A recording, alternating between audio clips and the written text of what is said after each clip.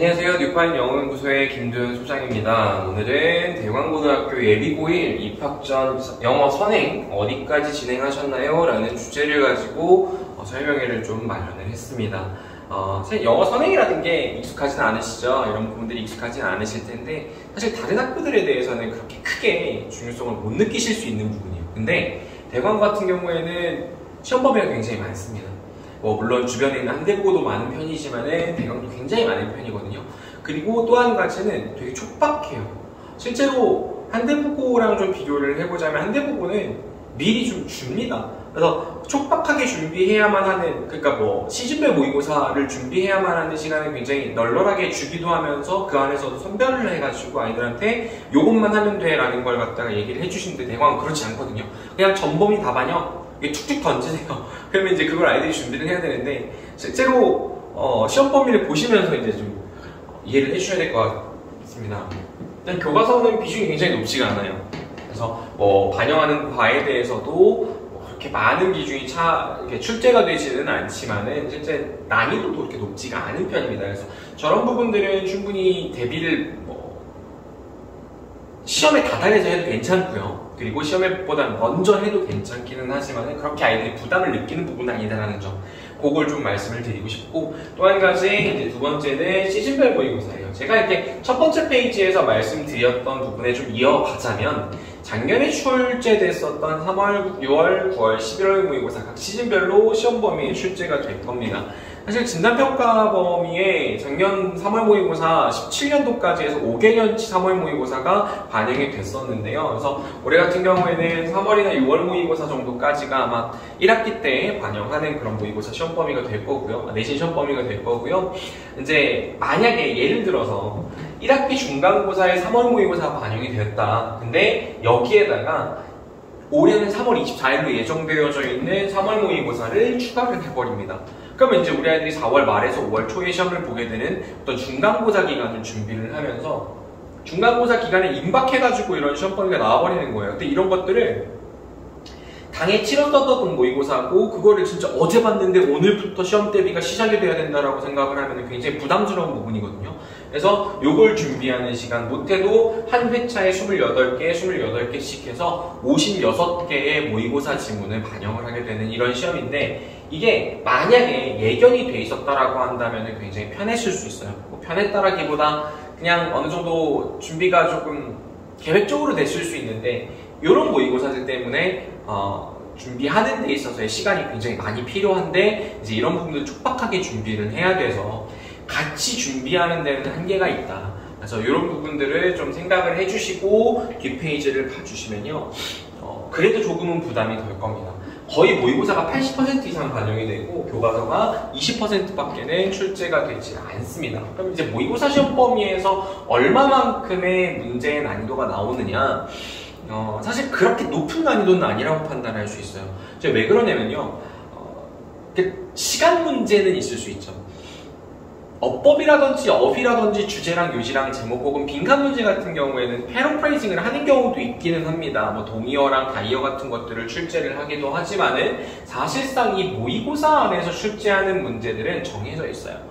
어차피 유형들이 패턴이 정해져 있는데 그 중에서 변칙적으로 한 두세 문제 정도 내시는 문제들이 있다면은 굉장히 짧은 모의고사 지문을 가지고 보기가 더 길어요. 이만해요. 그래서 한 페이지 전체에 한 줄을 차지하는 유형인데 밑에다가 영어로 윗글에 대한 설명으로 적절하지 않은 것들에 대해서 골라라라고 하면서 일치불일치 문제를 한 서너 줄 되는 지문으로 출제를 해버리거든요.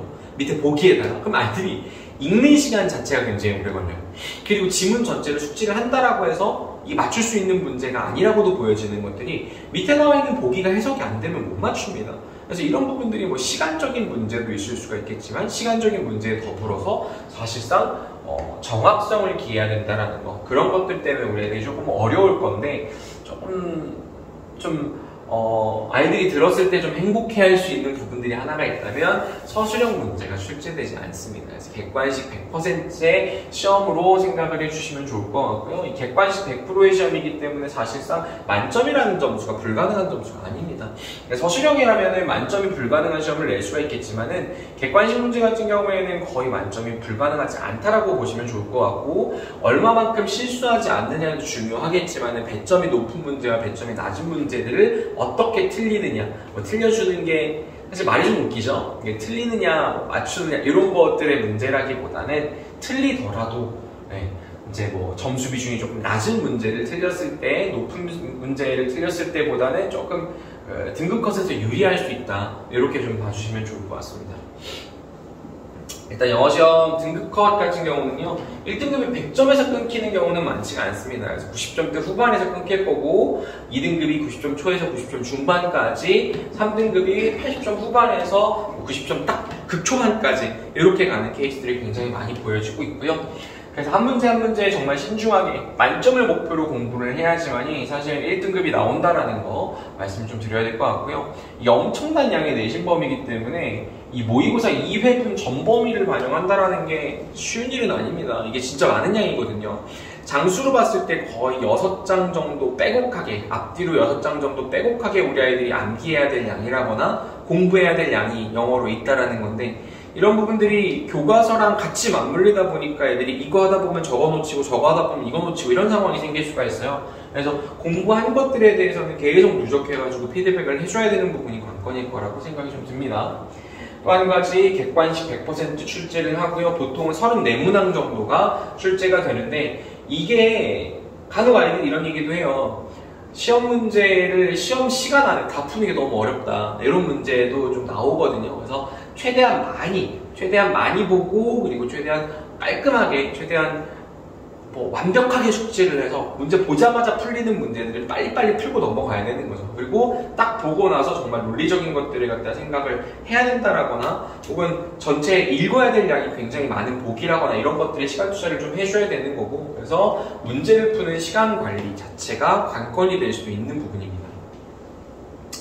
저희 아이들이 지금 공부를 하고 있는 건데요, 깔끔한 정리가 가능한 워크시트라고 만들어놨어요. 글자 간격이라든지 줄 간격 같은 것들도 조정을 깔끔하게 해놨고, 남자아이들이다 보니까 정리하는 데 좀 서투른 친구들이 있어요. 그래서 제가 직접 이런 워크시트에다가 수업을 하면서 깔끔하게 정리를 해주고 손필기 자료까지 제공을 좀 해주고 있습니다.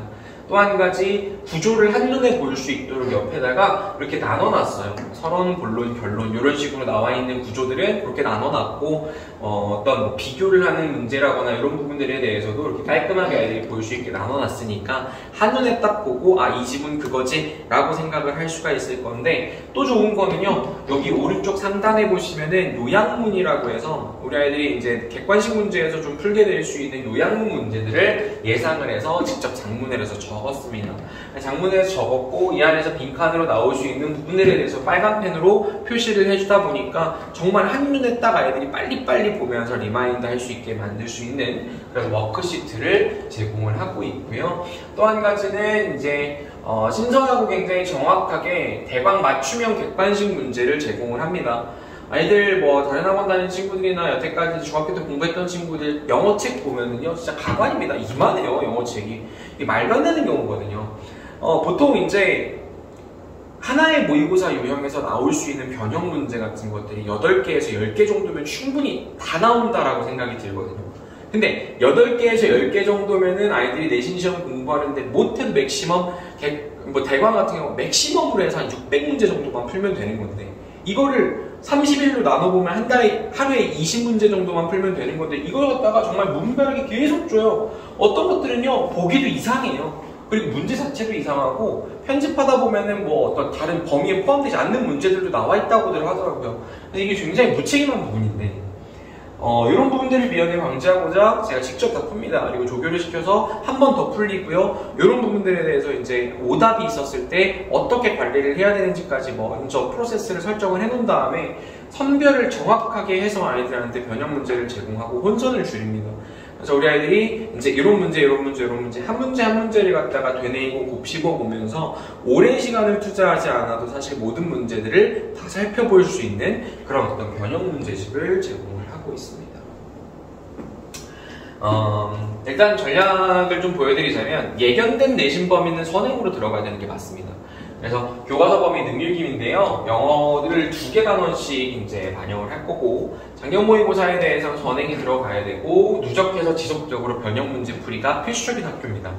또 한 가지 3월 학력평가는 그 주에 바로 시작할 거예요. 24일날 시험을 보게 되면은 26일날 자료를 배포하고 정규 수업 일정을 소화하게 될 건데요. 그래서 제가 그때 워커홀릭이라고 적어놨는데 정말 워커홀릭입니다. 거의 모의고사 보고 나면은요 한 이틀 밤 새고 나서 수업을 해요. 네, 그래야만 아이들이 바로 자료를 받아가지고 수업을 받을 수가 있기 때문에 신속 정확하게 우리 아이들한테 영어 공부를 제공할 것을 약속드리겠습니다.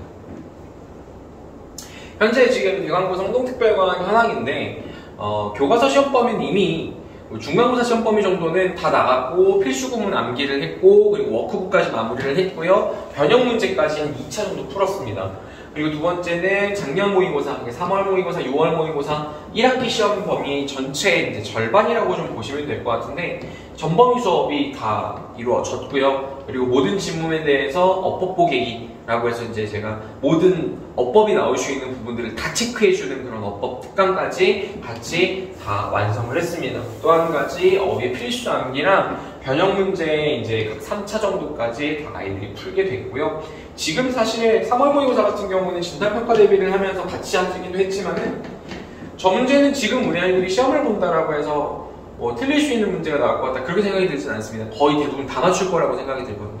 사실 요 정도 시험 범위라면은 우리 아이들은 지금 아마 시험을 보더라도 뭐 한두 문제 틀리면은 많이 틀리는 거다라고 생각이 들 정도로 이렇게 공부를 하고 있고 1학기 선행 전체가 이미 70% 이상 진행이 됐고요. 여기에다가 이제 계약을 하고 나면은 3월 모의고사 보고 나면 거기다가 3월 모의고사 얹어서 그렇게 시험 대비를 한다 그랬을 때 뭐 우리 애들 정말 편하게 시험 대비 가능하다라고 보여지고 있습니다.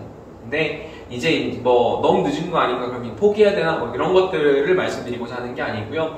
사실 요건 정말 빠른 거였고 요 아이들은 이제 학기가 시작되고 나서는 뭐 국어라든지 수학이라든지 과학이라든지 여기에 중점을 조금 두면서 공부를 할 수 있겠다면 방학 때 수학이랑 국어랑 과학에 중점을 두고 공부를 하셨다면 이제부터는 안암관에서 새롭게 나가는 진도들을 보시면서 아직 가능성 있는 뭐 늦었지만 사실 새로 출발을 하는 것들 이런 부분에 대해서도 고려를 충분히 해주셔야 될 것 같습니다. 저는 한 반에 이렇게 많은 인원을 받지는 않아요. 그래서 한 반에 많은 인원을 받지 않고 그 아이들을 좀 보다 완벽하게 관리를 하고 수업을 해주는 거에 초점을 좀 두고 있고요. 그래서 이제 대광고 내신의 핵심에 대해서 말씀을 좀 드리자면 우리 아이들은 영어 공부만 해야 되는 게 아니다라는 걸 제가 충분히 너무 잘 알고 있고요. 미리 준비를 했을 때 얼마든지 완벽하고도 효율적으로 시험 대비가 가능하다라는 학교. 또 한 가지 무분별하게 인터넷에 떠도는 거 이거 쓰지 않겠습니다. 또 한 가지 뭐 수업도 중요하지만 정말 리마인드가 핵심이에요. 시험 범위가 많기 때문에 계속해서 반복을 해서 아이들한테 제공을 해줘야 되고요. 불가능하고 불필요한 암기. 그냥 학원들 보면요. 다 암기시키면 다 맞아. 사실 맞는 얘기이기도 합니다. 전체 다 암기를 어떻게 시킵니까? 이제 이런 멘트를 적어놓은 이유가 있어요. 다른 과목들도 잘 봐야 대학을 잘 가는데 영어가 우리 학원 안 끊게 하려고 이거 다 외워가지고 애들 막 붙잡아 놓고 그것만 자꾸 공부를 하게 하니까 이게 이제 문제가 될 수 있다는 건데 이런 부분들을 충분히 지양해야 되는 부분이 될 것 같습니다. 또 한 가지 적중률 논문하며 눈속임하지 않겠습니다 라고 말씀드리는데요. 100% 모든 문제를 적중을 안 하면은 저는 사실상 적중 100% 했습니다 라고 말씀 안 드릴 거예요. 이게 애들이 알아요. 애들이 수업 듣다 보면 혹은 시험 보고 나서 선생님이 얘기해준 거에서 다 나왔어요 라는 말이 아이들 입에서 나와야지 강사 입에서 나오는 문제나 학원 입에서 나오는 문제는 아니거든요. 뭐 광고를 하는 건 중요하죠. 근데 사실상 영어 안에 있어서는 이게 말이기 때문에 수학이랑은 조금은 다르게 아다르고 어달라서 내가 그때 그렇게 얘기했잖아 라는 걸 뭉뚱그려서 얘기할 수 있어요. 그러니까 그러다 보면 아이들이 좀 혼란이 빚어지고 내가 바본가? 선생님이 얘기해줬는데 내가 못 맞췄네? 라는 것들에 대해서 자책을 하게 되거든요. 그런 상황이 너무 싫어요. 그래서 애들한테 제가 계속해서 되뇌이면서 얘기를 해주고 하겠지만 이런 부분들은 우리 아이들 입에서 선생님이 해준 것이 다 나왔고 맞췄어요 까지 나올 수 있는 프로세스를 만들도록 하겠습니다.